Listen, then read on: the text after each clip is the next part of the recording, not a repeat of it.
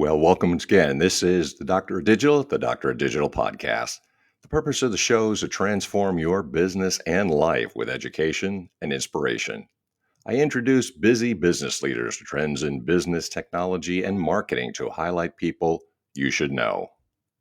Can we truly achieve a harmonious balance between external success and internal fulfillment, or are they inherently at odds, forcing us to prioritize one over the other? My guest today, with his remarkable journey of self-discovery, might just hold the key to unlocking this age-old conundrum. Joining me is Alan Lazaros, a remarkable individual whose life experiences have shaped his mission to guide others towards a life of profound meaning and purpose. From the devastating loss of his father at a tender age to a near-fatal car accident that shook him to his core at 26, Alan's path has been one of deep introspection and personal growth. It was during his darkest moments that he encountered two beacons of light: Bronnie Ware's The Top 5 Regrets of the Dying and a TED Talk by the inimitable Tony Robbins that ignited his unwavering commitment to self-improvement. This journey has led him to develop a heart-driven yet no-nonsense approach to inspiring, motivating, and educating others on what it truly takes to reach the next level of their lives. Today, Alan leads a global team of 21 individuals, drawing from his vast experience spanning 10,000 hours of speaking, podcasting, training, and coaching people from all walks of life. With an unwavering belief that the right knowledge, mentors, community, and habits can empower heart-driven individuals to achieve both success and fulfillment beyond their wildest dreams. During this episode, we'll do a deep dive into the changes and hot topics of a successful leader for life's biggest challenges and growth. I will leverage the expertise of my guest and how to navigate the unique dynamics of the field. By the end of this episode, you'll be better equipped to know what to do, and I encourage you to contact my guest, Alan Lazaros, CEO, founder, and co-host of Next Level University. And with that, I'd like to welcome Alan to the show. How are you doing today, Alan? That was an awesome introduction. Thank you. It's always a very humbling experience to hear an intro of you, like about you. It was awesome. I really appreciate it. Well, I don't say anything that is not true, but I am truly impressed with your background. And, I usually sack a guest with saying, tell me about some story that got you on your path. But now you've got an incredible story, and I don't even know where to begin. So I'll let you tell us your story and your background. So this is going to have to be the shortest version because I know we've got sort of a short form, 25 minutes here. So the shortest possible version, the first thing I usually say is I'm hoping to hit puberty at 36. I look very young for those of you who are on video. It really helps me in my business coaching. People really love it when someone younger coaches them. No, it doesn't help. But ultimately, so I'm going to try to condense 35 years into a couple minutes here. So didn't understand any of this at the time, but you had mentioned in the intro, my father passed away when I was 2. He was 28. My mom was 31. I had an older sister who was 6. My real last name is John McCorkle. John McCorkle was my father. Big Irish Catholic family: Jim, Joe, John, Jane, Joan, Jeanette. 6 siblings. And when my father passed away, my stepfather came into the picture. His name is Steve Lazaros. A lot of the people who are Greek, they look at me and they, blonde hair, blue eye, not a hair on you. Lazarus? And so my real last name is McCorkle. I'm Irish, German, Polish, Scottish type of thing. So I took the name Lazarus, and while we were trying to be the Lazaruses, we kind of didn't associate a ton with the McCorkles, maybe just out of the pain avoidance of facing that whole thing. Sure. Stepfather left at 14, and he took his entire extended family with him. I have since not spoken to a single one of that entire family, except for him on Facebook Messenger a little bit. And we didn't really associate with the McCorkles much. And then at that same time, 14 years old, hardest year of my life, didn't know that at the time. Only in reflection do I understand this. Not only did he got the apartment and the yacht, we got the house and the dog. And we went from upper middle class doing very well in the 90s, early 2000s to basically, I get free lunch at school now because our income is so low. I don't know how I'm going to go to college. My mom trades in her BMW for a little Honda Civic type of thing. Now, we weren't going to starve, but we were definitely low income after that. Sure. that same time, my mom gets in a fight with her sister, my Aunt Sandy, and we get ostracized from her side of the family. So I kind of lost 3 families by the time I'm 14 years old. Mm-hmm. Same year, my sister moves out with her older boyfriend. So it was just me and my mom in that house. And my trauma response to all that, I didn't know this at the time. There's fight, flight, freeze, and fawn. So I became quite a social coward. So fawn is basically appease, appease, appease, don't poke the bear type of thing. But behind the scenes, it was fight. Aim higher, work harder, get smarter. So I became this weird, sort of low self-worth, high self-belief, uber achiever who just got straight A's through all of high school, got into my dream college, got tons of scholarships and financial aid, got my computer engineering degree, got my master's in business, and then I just started winning in corporate, 65K a year to 85 to 105, 105 to 125, 125 to almost 180. I'm in my mid-20s, paid off 84 grand worth of debt in a single year. I had $150,000 in a Vanguard account, just tech companies and different ETFs, investments. And then I got in my car accident. My car accident that you mentioned in that changed my whole life. And I realized I was this super achiever who was externally driven to try to sort of save my family, so to speak. And when my stepdad left, he took most of the income with him. So in my mind, becoming wealthy was the solution. So if we had money, we'd be better. Everything would be better. And I obviously found out that that's not necessarily true. Even though it's better, it's definitely not all of it. And so in hindsight, after my car accident, I realized, okay, I was definitely super successful, but deeply unfulfilled. Then I flipped the script, went all in on self-improvement, became really fulfilled, started my own company, but I was unsuccessful. So I went from, when I was a kid, unsuccessful and unfulfilled, to super successful and unfulfilled, to super fulfilled and unsuccessful. And now finally I'm 35, about to be 36 in November, and I can authentically say now I'm both successful and fulfilled.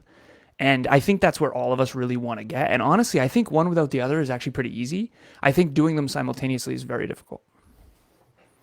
And so this is such a turnaround. And one thing that's really remarkable about your story is to be able to put the two together. It's that internal, external thing that I'm referring to. And there's a conundrum. So how have you been able to navigate that, and what sort of changes have taken place in your life?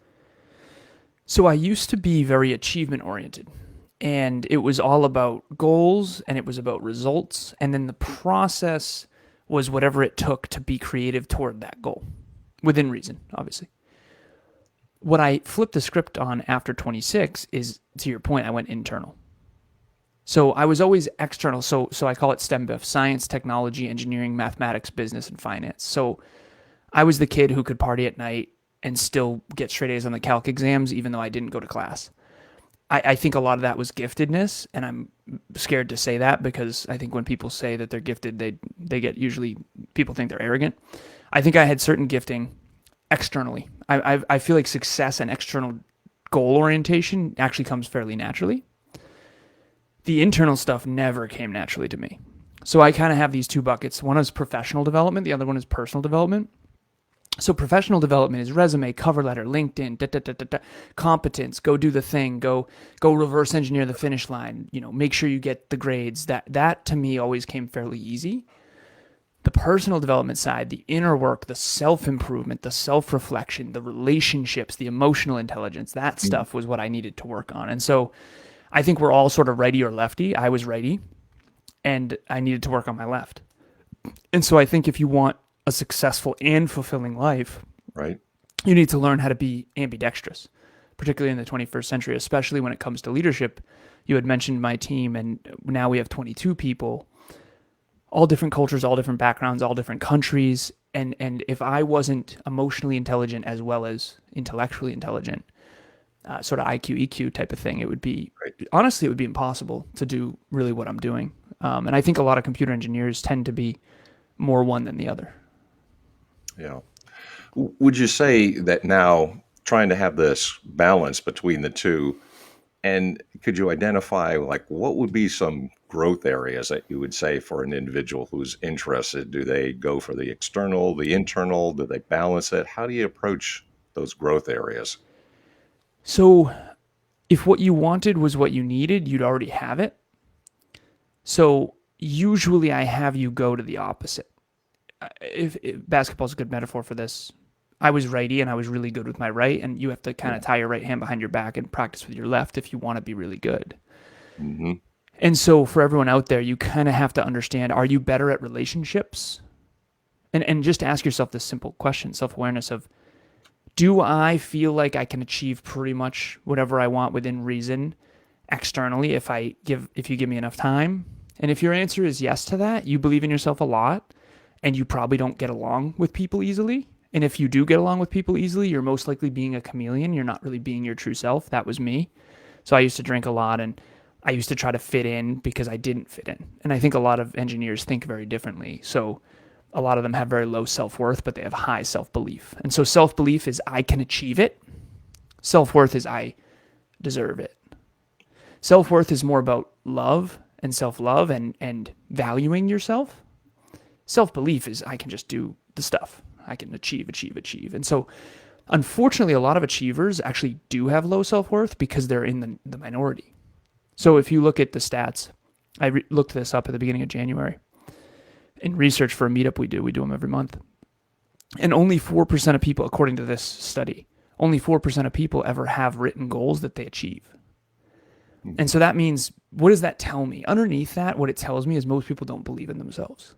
And in my coaching, I've now coached for 7 years, all different types of people, all different types of coaching. And most people just don't believe in themselves. They don't say that. They don't even know that that's the thing. Mm-hmm. They think they do because most people are pretending that they do. Yes. And I also understand this too. You intellectually have the conscious, subconscious, and unconscious. So I'm talking about unconscious self-belief. Most people think they believe in themselves, but unconsciously they don't. And then there's some people, they do believe in themselves a ton unconsciously, but they think they don't. It's hilarious for me because you find these people is like, yeah, I don't know. I feel like I struggle with self-doubt. It's like, no, you don't. And I know you don't. And then other people who really do, when they're alone, they pretend they don't in front of other people, right? So. And this aspect is so different. I'd say it's a very unique approach. So I'm wondering, and I guess part of it is your background, part of it is the life experiences, but what do you recommend people to do? And it's probably tied into this internal, external dynamic that's going on within people. So what do you generally recommend, maybe for your coaching for individuals? So what we do is we identify first what you struggle with more, self-belief or self-worth, and then we build it. Very few people have both. Usually there's low self-belief with this sort of public inflated self-worth. Yeah. Or there's high self-belief, martyrdom, but low self-worth that you just kind of do everything for everybody all the time because you believe in yourself and other people don't. And usually it's that kind of combination.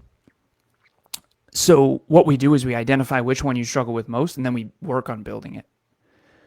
And if it's self-belief, I have a formula. So if you do struggle with self-belief, and this is when you're by yourself. So what do you think about yourself when you're by yourself? When you're with other people, everyone pretends to believe in themselves.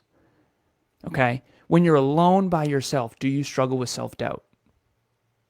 And if you don't have goals and you don't have dreams, most likely it's because you don't believe in yourself. Why would someone with level 10 self-belief have level 2 goals? They just wouldn't, right? And so the first thing you got to do is identify if that's you. So if you're listening, most likely, if you have low self-belief and think it's high, you most likely struggle with me and most likely think I'm arrogant. And that's okay, because I realize why I seem so arrogant. It's because if you have level 10 self-belief and only level 8 humility, I'm going to look level 2 arrogant. It's interesting. And so, if you're out there listening, if you struggle a lot with self-doubt, you know that I don't that much. And so it's like, ooh, either he's arrogant or I maybe don't believe in myself. So it can be harder. It's easier to villainize me than it is to just look at the truth. And so the first step to building self-belief is admitting you don't have it. And when you admit you don't have it, now you can go to work on it. And the formula is simple. It's state, prove, self-assign. So most people stumble upon success in life. They Their friends and family is who they grew up with. They stumble upon careers. They stumble upon jobs. It wasn't reverse engineered in advance. And so unfortunately, if you stumble upon success in sports or career or whatever, you don't build self-belief because you didn't decide in advance. So for example, when I was a kid, I decided I'm going to get straight A's, and then I went and proved to myself I could do it, which then built unconscious self-belief. And I've never really done anything without deciding in advance to do it. And that's the engineer in me. So that's why I have so much self-belief unconsciously, is because when you're constantly doing things that you say you're going to do, and then proving to yourself that you can do it, and then self-assigning it once you do, you build this scaffolding of self-belief inside of you, but then you don't get along with people because you trigger everybody. And a good example of that, don't associate me with him, but like Elon is like a good example of that, Elon Musk. He believes in himself to such an extreme extent, and most people don't, so he seems super arrogant to everybody. And he probably is to some degree, and please don't associate me with him, because honestly, I don't agree with a lot of who he is. But at the end of the day, what I do know is that most people don't actually believe in themselves, and he definitely does, and he's one of the few who actually does. Okay, so that's the self-belief side. State, prove, self-assign. So if you struggle with self-doubt, what you have to do is set the bar really low. State, I'm going to go to the gym tomorrow for 30 minutes. Prove to yourself that you can do it by actually doing it, and then when you do, you have to self-assign it. And then that actually builds a little bit of belief. Then you can up the ante, up the ante, up the ante. For those of you out there who do believe in yourselves a ton and don't struggle with self-doubt in terms of external achievement, you have a different issue. And that's self-worth. Self-worth issues usually come in the form of low boundaries. You kind of let people walk on you all the time. You feel like you have to do everything for everybody all the time. You constantly feel like guilt trips get to you, so you spend time with family out of guilt more than out of actually wanting to. Stuff like that. And usually you're more goal-oriented, so most people kind of villainize you because you're usually less available, and they think you're selfish. So most people who are goal-oriented are seen as very selfish, when in reality their goals are usually for other people. Not always, but a lot of times. And so you're not at every barbecue. You're not. Right. And even if you are at the barbecue, you kind of hide your true self because you trigger everybody when you actually talk about your goals and dreams. And so if that's you, you have a self-worth issue. And this is where you have to kind of build these 5. So the formula for self-worth is, the bottom is keep the small promises you make to yourself. If you had a friend who broke as many promises to you as you broke to yourself, how much would you value that friendship? Yeah, well. They just keep, right. So that's number 1. Keep the small promises you make to yourself. And that means socially. When you say you're not going to drink, you have to not drink, regardless of peer pressure. When you say you're not going to go to that barbecue and you go, you're breaking the promise to yourself out of guilt, social guilt, right? Mm-hmm. Number 2 is boundaries. And this is the big one for low self-worth people. Low self-worth will usually lower their boundaries to try to get love. And usually it's conditional love.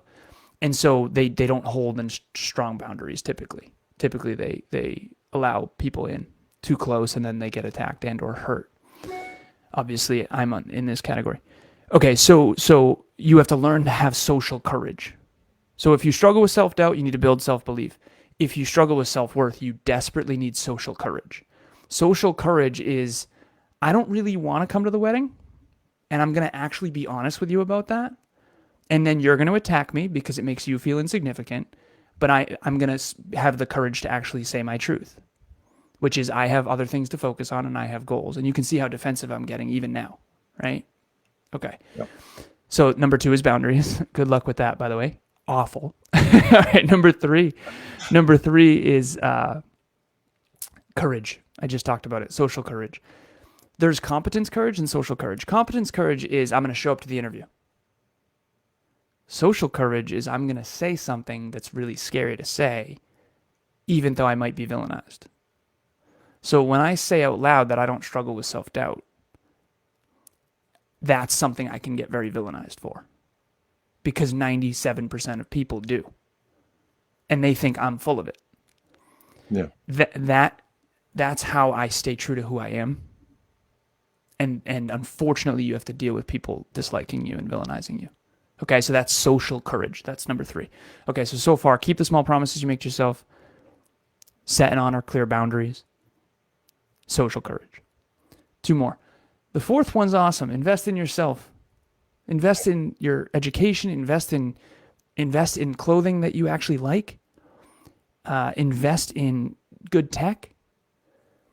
Invest in a nice haircut. Invest in self-care. Invest in courses. Invest in a coach. Invest in a therapist for sure. If you struggle with self-worth, go for therapy more than coaching. If you struggle with self-doubt, go for coaching. I always joke, if you want a coach, you probably need a therapist. That was me. If you want a therapist, you probably need a coach. That was my business partner. So that's invest in yourself. That one's, why would you invest in a home that you didn't believe in? Why would you renovate the kitchen if you didn't believe your home was valuable? Right? So that's a good metaphor. And then the last one is apples to apples comparison. I don't think I struggle with this a ton, but it's not fair to compare my level 7-year in business to your level 1. And so a lot of people, they go through their life comparing to people that are 15 years ahead of them. And I did a little bit of this in the beginning of my speaking career. I would compare to a Jim Rohn or Tony Robbins, for example. Yeah. But it's like, listen, they've been speaking for 30 years. That's not fair. You just started, right? So apples to apples comparisons are really important, because a lot of times some people compare only to the ceiling and they always feel like crap about themselves. Other people compare only to the floor and they end up a big fish in a small pond. With so many tips and so much that is a good process for individuals, I'm wondering if a person was listening, what sort of takeaways can they have from this? Because you have a lot more to offer, obviously. So I'm saying, in terms of actionable tips, person's hearing you, what kind of tips can I apply to my life immediately? The first one is figure out which one you struggle with more, self-belief and self-worth. Just identify that. The second one is, if it's self-belief, set a tiny goal for tomorrow and make sure you follow through. And make sure it's a little bit of a challenge. Make sure it's right on the edge of, I know I can do this, but I'm concerned that I won't. And if it's self-worth, basically you need to send a text message and or block someone. So I've blocked certain people that are very unkind and entitled. Usually people with low self-worth, they get walked on, right? So people are basically very entitled. So the idea here is, when you set a boundary, usually there's a lash out. And there's a great quote that says, anyone who overreacts to you setting a boundary was benefiting from you not having one. Like, if you set a boundary and said, hey, we need to be out of here, we got to go, I'm not going to be upset with you. Like, I get it. I understand. But if I was upset with you, that means I'm here for my own agenda more than to serve. And this is heavy stuff. But yeah, so if low self-belief, set a promise for tomorrow that's a little bit outside your comfort zone, that's in the external world, that's achievement oriented. If low self-worth, send a text that's a little uncomfortable, and set a boundary that's a little uncomfortable, and or just block somebody that you know you should. Got it. So with this and those actionable tips and the wealth of knowledge that you have, and very curious about your background, of course, somebody else might be as well. How do they get a hold of you? How do they reach you? How can they work with you? So at the end of the day, I've been trying to think about what my coaching is over the last 7 years. It's evolved a lot. So it's success and fulfillment, but it's in that order. And so I'm a business coach, but ultimately, if you don't have a business yet, but you want to build one eventually, it's more success coaching. And it's oriented around what's meaningful, because I know a lot of people who are very successful. I had a mentor reach out to me yesterday, super, super successful, but I can tell he has a life that's less meaningful now. He doesn't have as much going on, and because he already kind of got multi-millions and all that. So ultimately, I'm going to reorient your life, help you reorient your life in a more meaningful direction towards success and fulfillment, in that order. So how can people get a hold of me? You can go to nextleveluniverse.com, nextleveluniverse.com. It's spelled just like it sounds. Or you can go to our podcast, which is Next Level University, spelled just like it sounds. The website and the podcast are two different names, though. One is nextleveluniverse.com, which is all things next level. The other one is Next Level University. 1% improvement in your pocket from anywhere on the planet. Holistic life, love, health, and wealth. every single day. Kevin and I created a podcast to be the male role model in your pocket that we never had, because he also grew up without a father as well. So those are 2 places you can reach me, and I really appreciate it. Well, I really appreciate the wealth of knowledge, and I'm not kidding. Great story, great insights, and extremely valuable information that people need to hear. So thank you very, very much for being my special guest today, Alan. Much obliged. Thank you, Mick. I really appreciate it. It was an honor. Thank you, thank you, thank you. You bet. Thank you, sir. All right. If you like the kind of things that you are hearing, and I sure hope you do, I hope that you like, subscribe, positively review, and share the Dr. Digital podcast that bring guests like Alan and remarkable people to you all the time. I want to thank the sponsors of the podcast, and that's the people who had published both Burning America and the Best Interests of the Children, and also On Track Ian Hunter for their support. If you want to reach out to me and get a hold of me, well, you can. And that's at I help business leaders, CEOs, and entrepreneurs break through their obscurity through oral and written presentations, building credibility and authority. And that's in my private Facebook group, Mastering Presentation Secrets. Until next time, this is the Dr. Digital signing off. Deus Volt.